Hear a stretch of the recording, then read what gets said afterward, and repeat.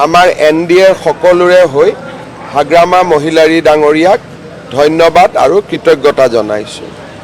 আমাৰ প্ৰচেষ্টা হ'ব যে আমি সকলোৱে লগ হৈ বড়োভূমিৰ প্ৰগতি, শান্তি আৰু সকলো শ্ৰেণীৰ জনগণৰ বড়োলেণ্ডত বাস কৰা সকলো শ্ৰেণীৰ জনগণৰ শান্তি, প্ৰগতি আৰু সমন্বয়ৰ বাবে কাম কৰাৰ অহা 2 এদিনতে BTC নৱনিৰ্বাচিত EM সকলৰ লগত আমাৰ মন্ত্ৰীসভাৰো বৈঠক হ'ব আৰু আমি সকলো প্ৰকাৰে BTCৰ উন্নয়নৰ বাবে আমি BPFৰ চৰকাৰখনক সহযোগিতা কৰিম।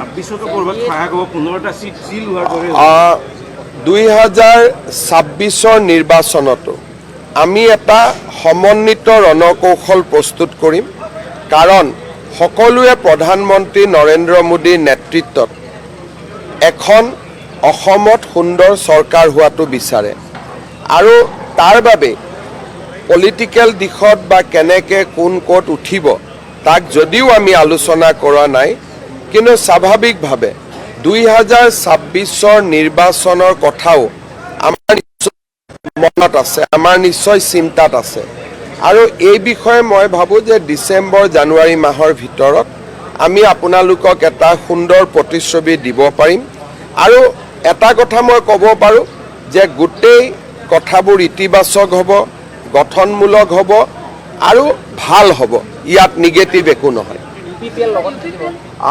আজিও উৰ্খাগৌৰা ব্ৰহ্ম আমাৰ মন্ত্ৰীসভাত আছে আৰু UPPLৰ লগত যিটো আমাৰ মিত্ৰতা আমি 2021 চনৰ নিৰ্বাচনৰ সময়ত আমি কৰিছিলোঁ, 26 নিৰ্বাচনৰ পৰিপ্ৰেক্ষিতত আমি স্বাভাৱিকভাৱে AGPৰ লগতো নতুনকৈ কথা পাতিম, BPFৰ লগতো পাতিম, আন UPPLৰ লগতো পাতিব লাগিব। অৰ্থাৎ 26 ৰণকৌশল এতিয়ালৈকে আমি প্ৰস্তুত কৰা নাই, কিন্তু নৱেম্বৰ ডিচেম্বৰ মাহৰ ভিতৰত স্বাভাৱিকতে আমি কথা পাতিবই লাগিব।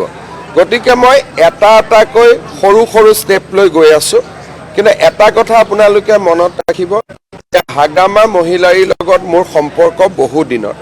2021 চনত কিবা এটা কথাৰ কাৰণে অকণমান এটা গেপ হৈছিলে, কিন্তু ঠিক তাৰ 3 মাহ পিছতে 2021 চনৰ মই মুখ্যমন্ত্ৰী হ'লোঁ মে' মাহত, ছেপ্টেম্বৰ অক্টোবৰ মাহত আমি আকৌ লগ হ'লোঁ, কথা পাতিলোঁ, তেওঁলোকে আমাক সমৰ্থন কৰিলে আৰু যোৱা 4.5 বছৰ চৰকাৰ চলোৱাত BPFে ফ্ল'ৰ কোঅৰ্ডিনেশ্যনৰ জৰিয়তে আমাক সদায় সহায় কৰি আহিছিলে।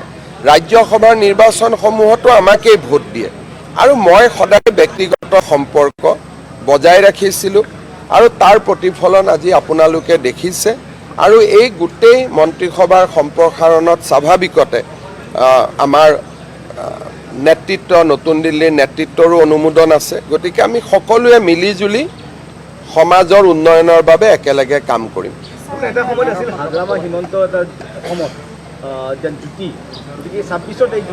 হাগ্ৰামা আৰু মোৰ সম্পৰ্ক বহুত নিবিড় সম্পৰ্ক, ব্যক্তিগত সম্পৰ্ক, কিন্তু পলিটিক্সটো বেলেগ। এতিয়া লাহে লাহে আমি যিহেতু বহুত দিন আমি বেলেগে বেলেগে আছিলোঁ, লাহে লাহে এতিয়া এইবিলাক আমি ব্লক বাই ব্লক ৰিবিল্ড কৰি গৈ থাকিব লাগিব আৰু মই ভাবোঁ যে সকলো কথাই পজিটিভ হ'ব, ইতিবাচক হ'ব।